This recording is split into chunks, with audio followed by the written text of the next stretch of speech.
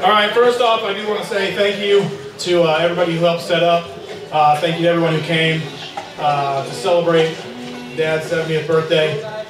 Thank you, Mom, for organizing everything, and everybody else for keeping it such a big secret. I know it's hard to fool that guy sometimes. So I'm going to start by saying a couple fun things, at least for us, about my dad, about Big Ron.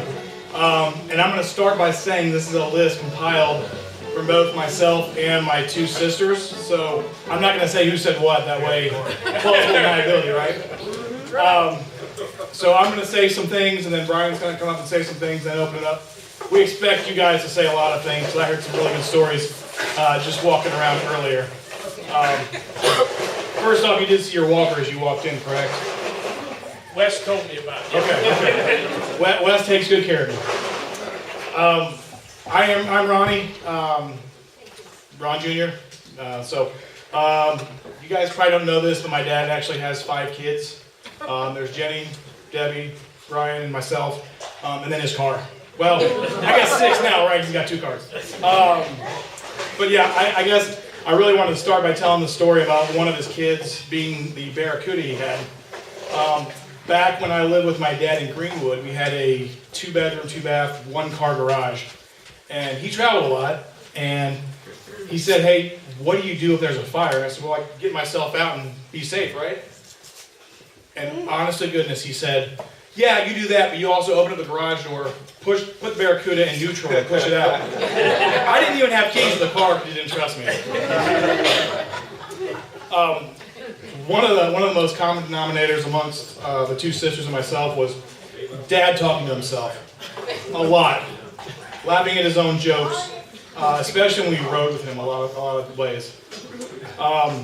He made the car trips pretty fun, though. I know he loved reading billboards to us all. We just never knew who he was reading them to. One that I know my brother's going to talk about too is my dad had a best friend named Ralph. None of us knew this guy named Ralph, but every time he burped, he would say, "That's right, Ralph." We had no idea what that meant, but it was always a nice humorous thing that one of my sisters also mentioned too. I do need to open this one up real quick for some comments. I think we all know when Big Ron gets anxious or angry, there's a certain voice that he has.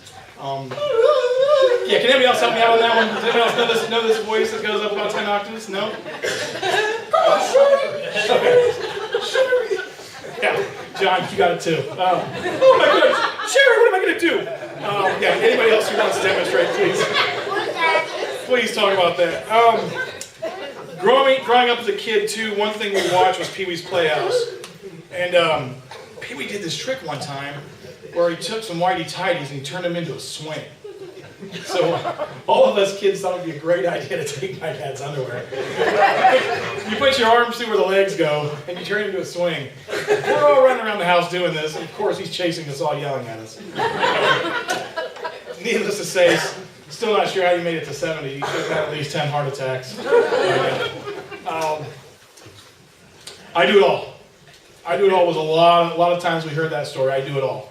I did it all. You'd say, hey, Mom, thanks for buying the Christmas presents. I bought them. I picked them out. I do it all around here. You guys think money grows on trees? I do it all. So, Dad, thank you for doing it all. Speaking of how we don't know how he's lived this long, we used to have newspapers, right? These pieces of paper that you would read, right? They were printed. And my dad had his favorite spot on one of the couches in the living room. And we would run in there and punch the back of that newspaper and scare him all the time. Great feeling, right? Still, I don't know how you made it this far. You know that every time you'd sit down, you'd expect one of us to still hold the paper down now. So you see who's coming. So you see who's coming.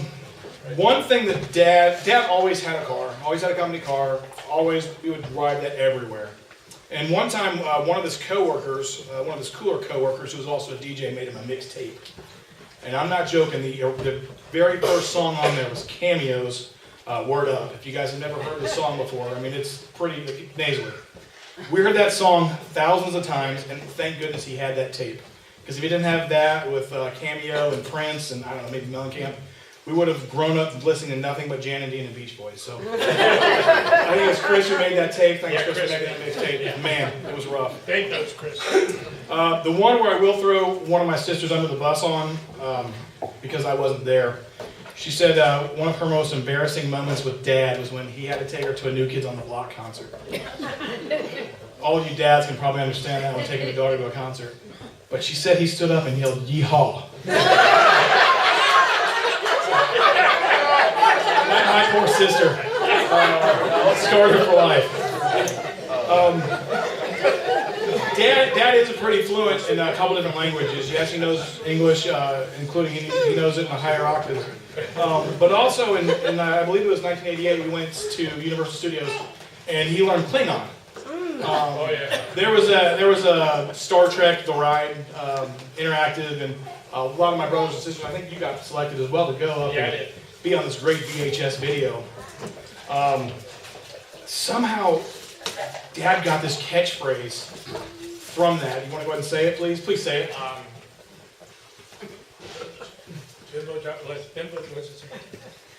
Boo John, yeah, Jenny says it all the time too. Boo John a bimbo jock. Yeah. Ha ha ha ha. I have no idea what that means, but I've heard that now. We're on 30 years of hearing this. Muchane bimbo jock.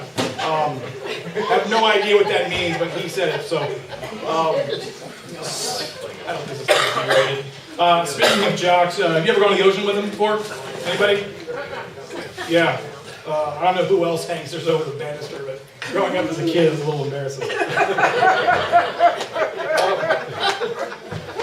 I do have some fond memories of Dad too, not just funny ones. And I know one of them was when his back went out right there on Christmas Day, and we had to spend some time in the hospital playing. Very fond memory.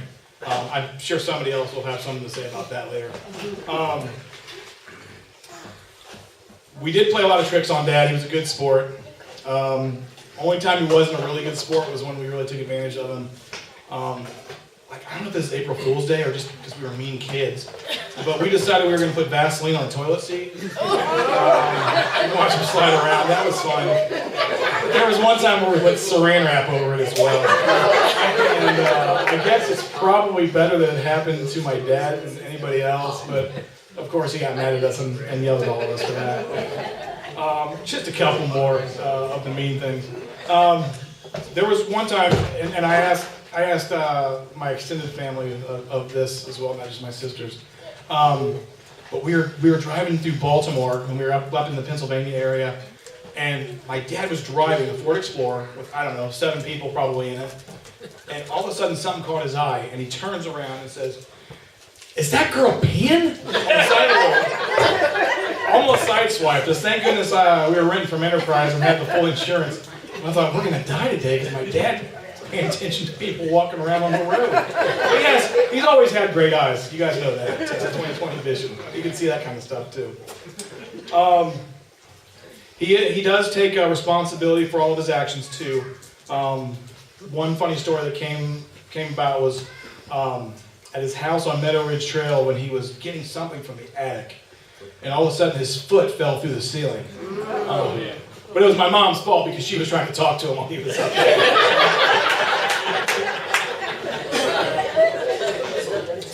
So all kidding aside there, Dad, we do love you. Not sure you haven't had 10 heart attacks the way we probably all treated you and kept you up on edge, but you always did take care of us. Anytime we wanted to have fun as kids, we knew we had Dad. One of my fondest memories is going to his warehouse and roller skating around while he was working. Taking trips to the ocean, always being full of really great and fun stories. This list was super easy to come up with. It took a matter of minutes. I probably wrote slower than my mind was moving. But there's always great memories of having fun at his expense and with him. So, yeah, Dad, a lot of great stories. Here's to Dad, 70 years. If we could, I know my brother Brian's going to come up next and share. I do want you guys, after he's done, I do want you guys to mention your name and how you know Dad too, when you guys have stories. And we do expect other people to have stories, not just the two of us. So, here's Brian.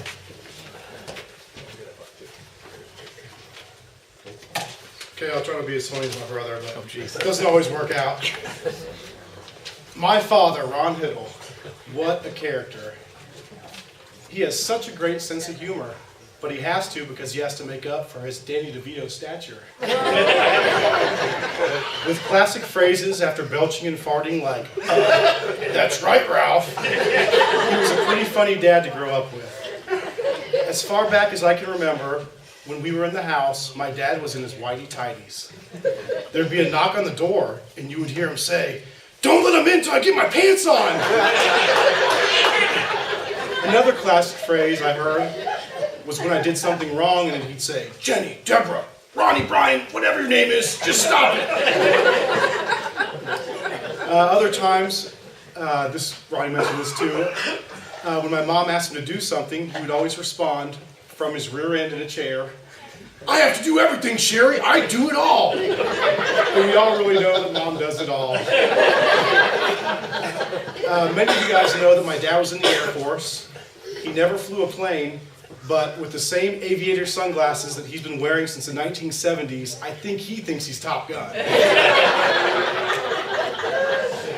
Speaking of Top Gun, Suzanne and I went to the gun range with him one time.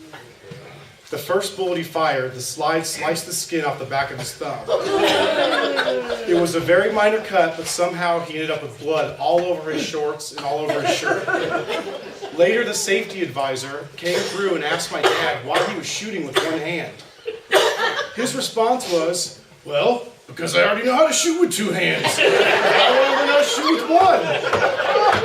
Well, we all know from earlier that he wasn't that great shooting with two hands. Probably shouldn't be shooting with one. So I'll never forget this picture that I have in my head. My father with super baggy clothes because he just lost some weight, covered in blood. His shorts were falling down, and he's got one arm shooting like this, like he looked like a gangster that had just committed some serious crime. I remember around this time in March 30 years ago, when I was 5 years old and was supposed to be in bed, he said to me, "What are you doing out of bed?" And I responded, "Are you going to go to Mark's house and fix his pipe?" And he thought I was crazy and dismissed it, not knowing that I almost ruined a surprise. 10 minutes later, our neighbor Mark called and asked my dad to fix his pipe that bust. We hurried to Mark's house, where many of you here today were gathered to surprise my father on his 40th birthday. I can't believe 30 years have passed since then. We have made many great memories with my father, and I hope to make many more in the future. I'm very lucky to have you as a father, and we all love you more than you know. And again, I'm sure someone else wants to say something about my dad, and then Sherry will come up and close. No, I want to close.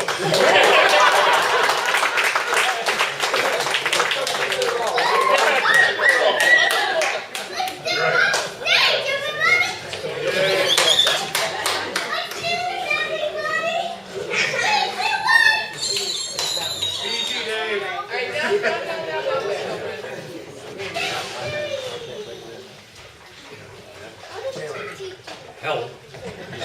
My name's Dave, and I worked with Ron for 20 years. Right off the bat, I do it all. I heard it every day. Every day for 20 years, I do it all. Like I say, I worked with Ron for a long time, and about every day he told me he'd lose 2 or 3 pounds. By 20 years, he should be this big around. Well, we both worked for a company called Command.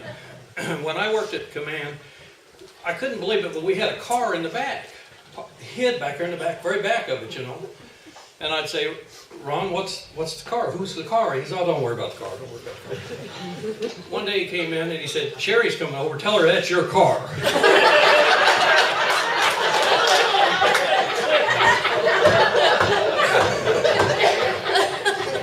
Ron was good to work with. We had a lot of fun. A lot of things, there's too many children here we can't talk about, but there you go.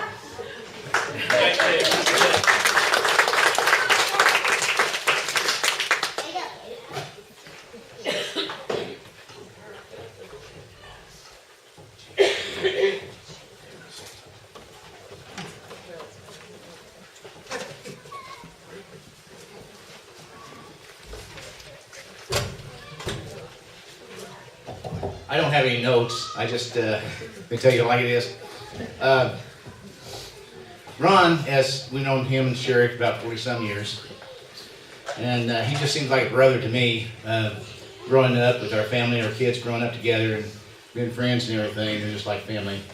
Had some good times and been with them with hard times, and same with us too. And they're just a wonderful family that we love and cherish. And I'm really sorry that their two daughters, Deborah and Jenny, couldn't be here tonight. I know that they would have things to say too, so keep them in your thoughts too, that they would have things to say about him too, how much they love him and how much they love the whole family. We've been on cruises before with them and had nice times with that. Last few years we've been down to Florida and actually lived with them for a month. And during that month's time, I thought we got on pretty good. There were times, what was nice about it, we took our car, they took their car, and we did what we wanted, and they did what they wanted. But went to the beach a lot of times, and a few of our other friends were down there too, so had a real good time. So I just want to congratulate them and welcome to the 70th Club, Ron, and Sherry's right behind you. So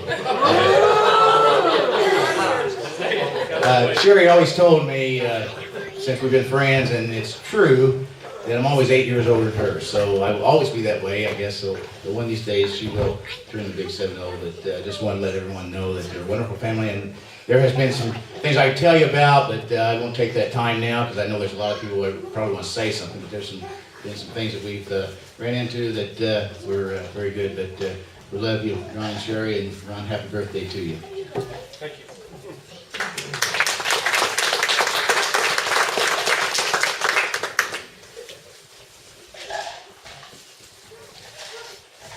Don't be bashful. Come on, you know Ron. This is your chance. Ron. That's out. I'm not a great speaker, so I thought I'd get that out real quick. But I appreciate Ron. I probably should have known him a long time ago because a couple of companies I used to work for dealt with Command, and then our paths crossed at a business that I used to work for, and then it was kind of odd because I actually knew him because I knew him through the Lane family. And he took me to Vegas one time, and we had a real good time. I'd go again, but he just doesn't keep up. If he gets his knee fixed, hopefully he'll be able to keep up next time. So get healthy and get that leg fixed, and we'll hopefully go back to Vegas. I'm ready to go again. So, but yeah, a lot of good memories. Keep on going, and life doesn't end there. I mean, you just got to keep going, whatever you make it. So, happy birthday again, Ron. I appreciate knowing you. Thank you.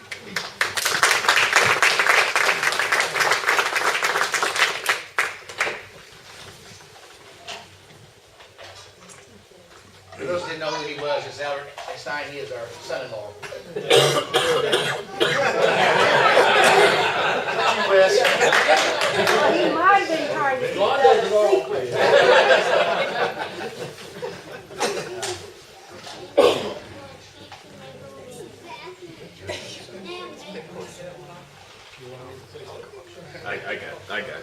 I got you. I'm John Lane. I'm Harold Lane's son, the youngest. You was trying to keep that Yes, secret trying to too, keep weren't him you? down low. But I've known Ron since I was in diapers. He's like a second father to me. I remember one time when we were about 13 years, Brian and I were about 13 years old, and it was the morning before we went to church. I had some juice, and you were walking around in these whitey tighties, and he said, "Did you get enough juice?"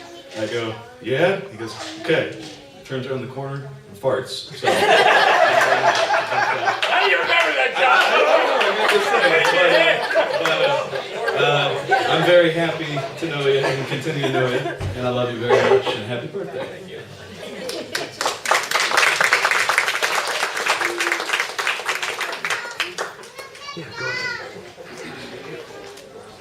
So should I say something about you? Go ahead, Ron. Okay. My name's Ron Randall. I own a coin shop down here close to Greenwood, and Ron occasionally drops by.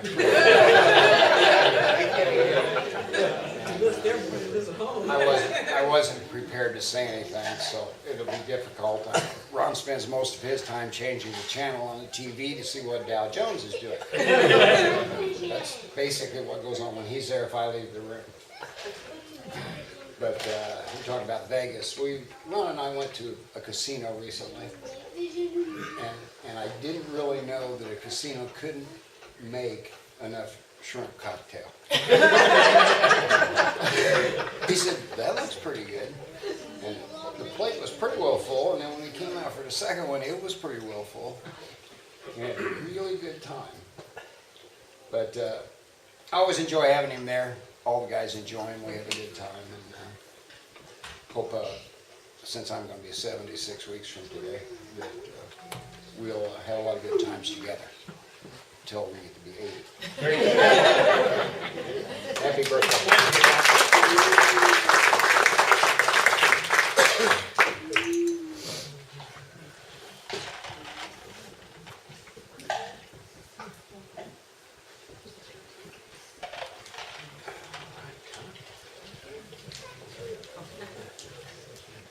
Well, it doesn't look like anybody else from our class is going to say anything. Ron's in the Challenger class with us. And Ron is a good listener.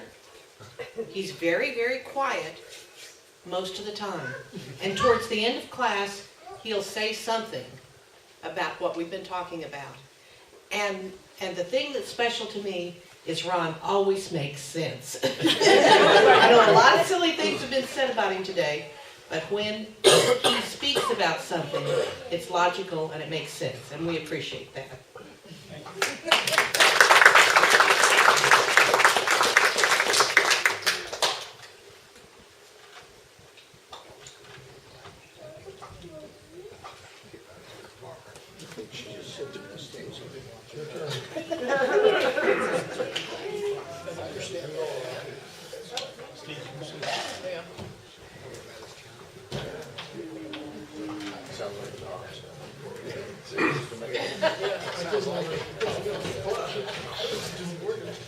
Hi, my name is Steve Steyer. I know Ron. We've been friends for about 25 years. Where he and I suffer from the same disease called Corvette fever. And Ron's been our club treasurer for many, many years. And one of our members, Julie, reminded me I should come up here and tell you all how we get a little bit nervous when Ron goes to Vegas. He has a minimum though that he likes to keep our treasury at. When it gets about $2 less than that, he'll call me up and say, you know, our balance is down to blah, blah, blah, blah, blah. Are you okay with that? I'm the president of the club. Anyway, he has all the money, and he does a great job. He's a great guy. He also, as you know, he's from the Baltimore area. He loves the Baltimore Orioles. And one year we were down at, our friend the Joneses used to have a house in Kentucky, and about 20 of us went down there one year. It was a big house. Anyway, during the course of the evening conversation, at least for Ron and I, came around to baseball. And we talked for, I don't know, it was probably over half an hour. Okay, it was 3 hours. And we talked about baseball. He was on one side of the room, I was on the other, and there was 15 people sitting around. And it got so bad for them, I mean, we were having a great time. But it got so bad for them that one of the ladies texted another one and said, tell him to shut up. And God bless them, not a one of them did, but they just sat there and endured our endless talking about the tragedy of the 1969 Mets beating the Orioles, and then the triumph of the Orioles the next year winning the World Series with their 420 game winners. Anyway, just a couple of memories of Ron. Yes, Julie's want me to not get started on baseball. So I won't, but anyway, like you guys, we think the world of Ron and Sherry, and you know, we're blessed to call them friends, and you know, hopefully we'll all be back here in 30 years when he turns 100.